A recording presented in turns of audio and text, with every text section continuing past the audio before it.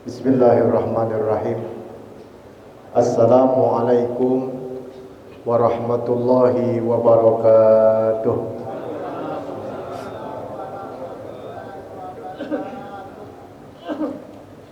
Alhamdulillah, wassalatu wassalamu ala Rasulillah wa ala alihi wa sahbihi wa man tabi'ahu wa wala. Wala hawla wala quwwata illa billah, amma ba'd. Qad qala Allah Ta'ala Bismillahirrahmanirrahim. Wasari'u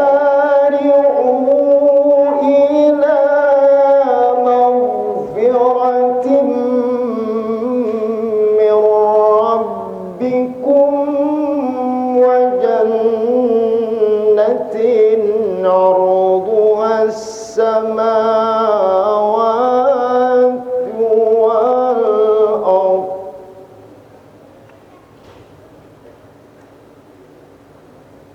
أعدت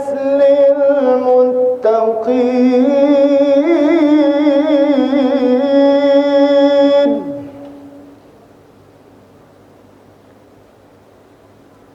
الذين ينفقون في السراء والضراء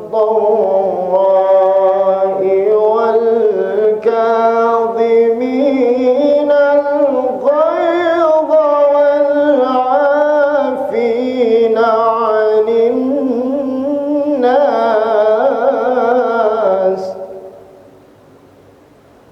والله يحب المحسنين.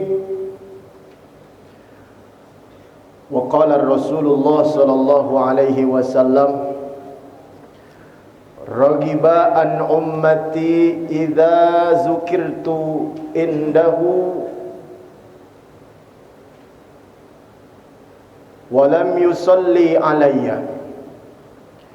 ورغب عن أمتي إذا دخل عليه رمضان ثم انسلخ ولم يغفر له ورغب عن أمتي إذا أدرك أبواه الكبر ولم يدخلان الجنة.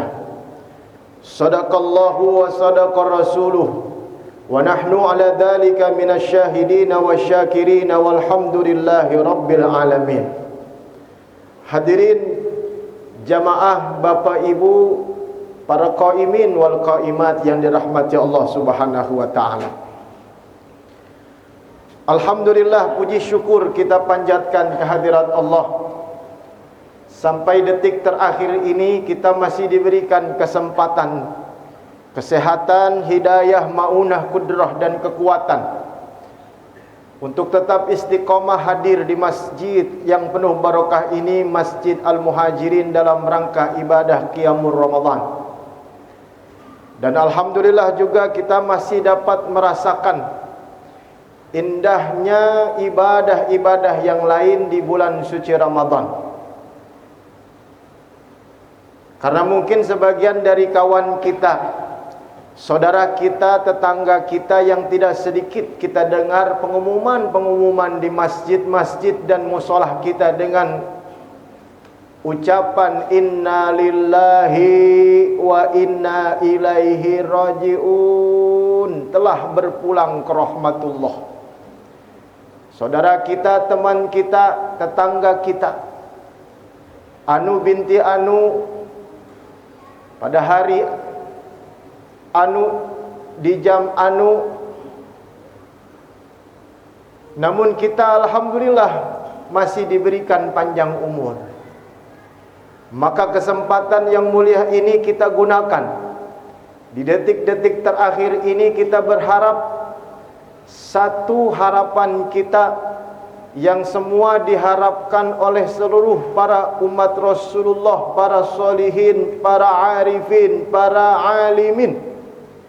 Tidak lain, tidak bukan setelah Ramadan meninggalkan kita, mudah-mudahan Allah penuhkan rahmat dan ampunannya kepada kita semua. Amin ya rabbal alamin. Bapak Ibu yang dirahmati Allah Subhanahu wa taala, untuk itu hari ini, malam ini saya akan sedikit mengupas tentang maghfirah Allah.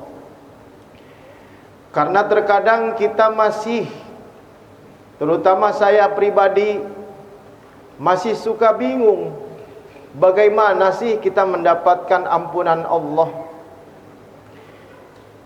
Terus berusaha menelaah kitab-kitab para orang-orang soleh.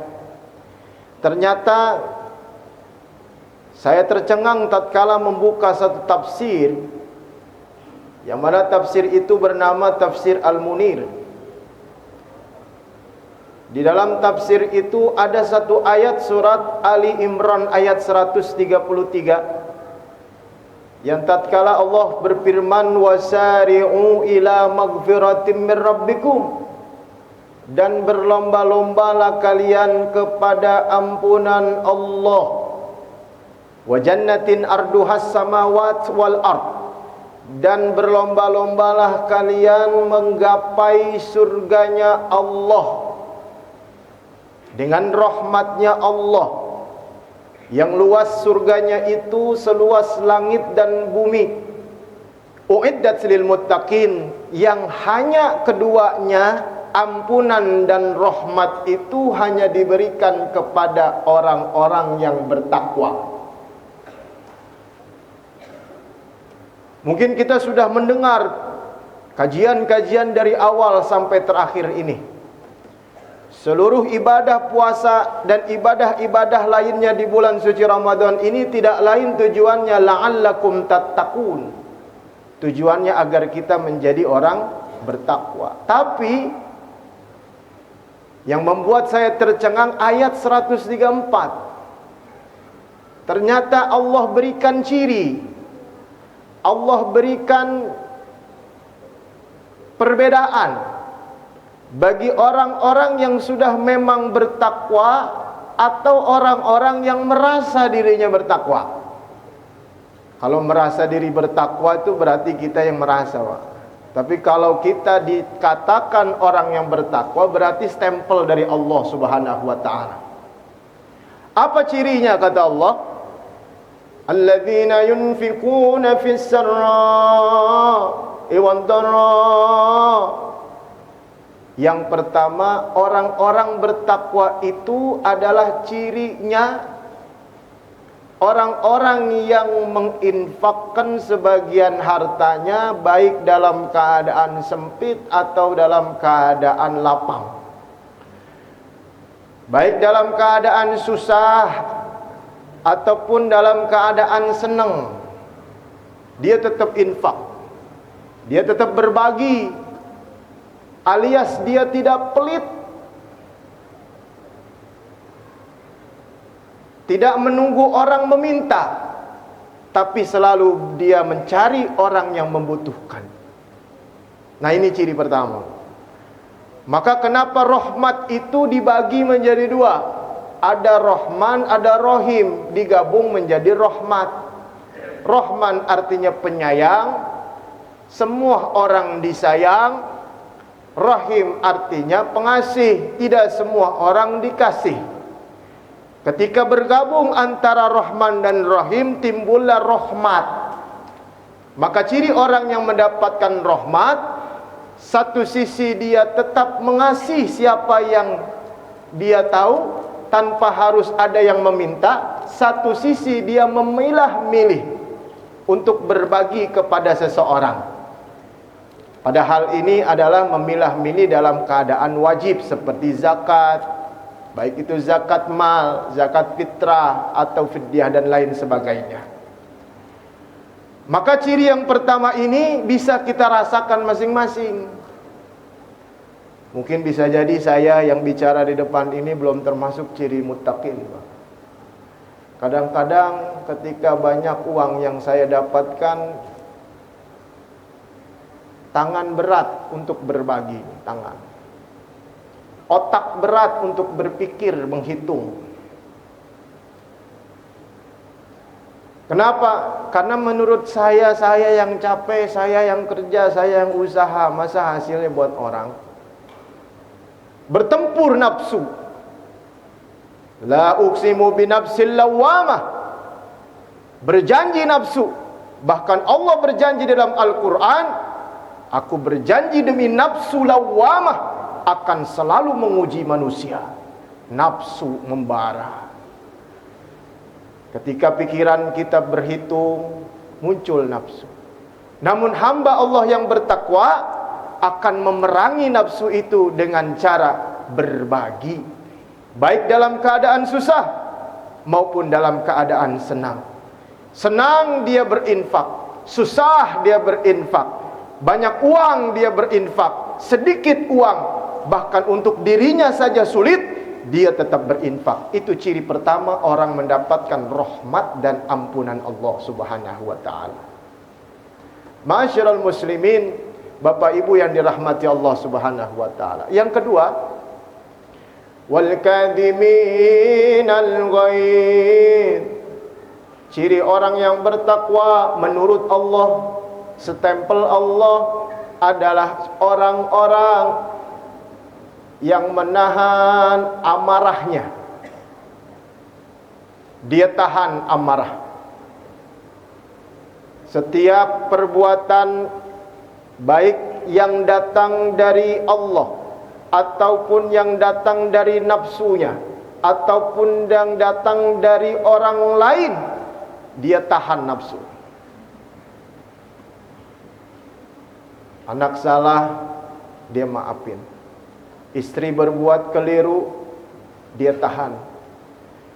Maka Rasulullah pernah berpesan kepada para sahabat, la taghdab, la taghdab, la taghdab walakal jannah.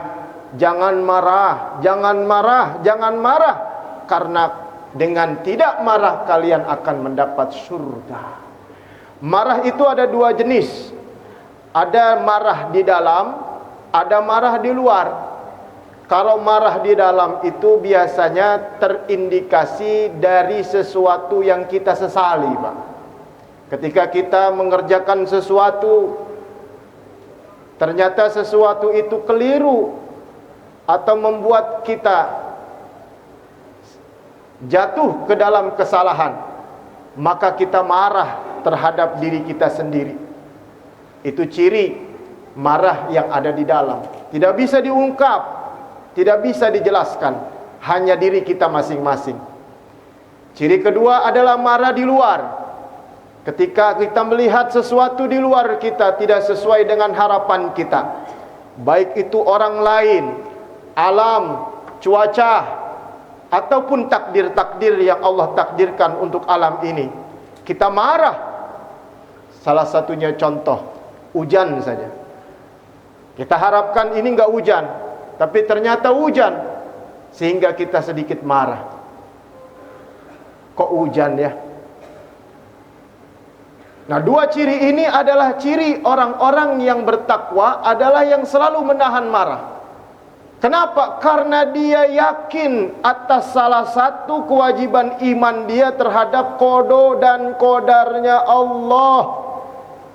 Antu'minu biqadrihi bi khairihi wa syarrihi. Dia harus beriman dengan qada dan qadar, baik qada itu baik atau qada buruk, takdir baik atau takdir buruk, dia harus beriman bahwa itu adalah semua perbuatannya Allah.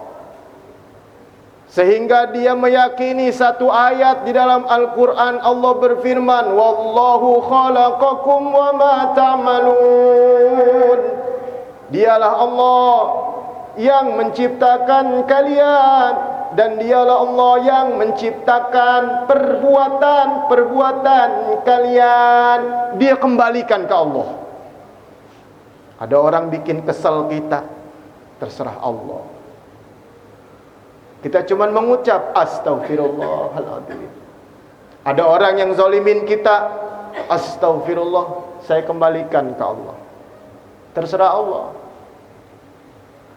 Kalau memang itu takdir yang harus saya alami, saya terima ya Allah. Namun semua urusan saya kembalikan kepadamu. Itulah doa salah satu nabi kita dengan diabadikan dalam Al-Quran dengan kalimat wa ufawwidu amri ilallah, dan aku serahkan semua urusan-urusanku, baik itu yang aku alami ataupun yang aku lihat, yang aku dengar, yang aku rasa, yang aku derita, ilallah, kepada Allah Subhanahu wa ta'ala. Maka ciri itu adalah ciri orang yang bertakwa kepada Allah Subhanahu wa ta'ala, menahan amarah. Dan yang ketiga, wal 'afina 'anil nas. Orang-orang yang bertakwa dialah orang-orang yang memaafkan dan mau meminta maaf kepada manusia. Minta maaf itu gampang, Pak. Yang sulit itu memaafkan. Mulut bisa berucap saya maafin, tapi hati mungkin tidak bisa. Hanya hati yang jernih, hanya hati yang bersih, hanya hati yang terbebas daripada iri dan dengki serta penyakit-penyakit hati yang bisa memaafkan manusia. Bukan hanya orang muslim, bukan hanya orang-orang saja, tapi seluruh kejadian-kejadian, seluruh alam ketika dihadapkan kepada kita, hati yang bersih akan selalu melihat itu adalah perbuatan Allah. Maafkan. Itulah mengapa baginda Rasulullah dibuat skenario oleh Allah, dikuatkan, dibersihkan, kemudian diberikan satu cerita bahwa dalam perjuangan Nabi Muhammad SAW tidak sedikit mengalami cacian, makian, hinaan, dan juga kesakitan-kesakitan, baik sakit dalam keadaan fisik ataupun sakit dalam keadaan hati. Diludah, dipukul, dihina, bahkan dianggap tukang sihir, namun Nabi tetap memaafkan. Kenapa? Ternyata Allah ingin menggambarkan satu kekasihnya sebagai uswatun hasanah, sebagai contoh bagi kita yang ingin mengharapkan ampunan dan rahmat dari Allah, harus siap dengan 3 karakter ini. Namun kalau kita merasa bertakwa, bisa jadi salah satu dari 3 ini tidak ada di hadapan kita.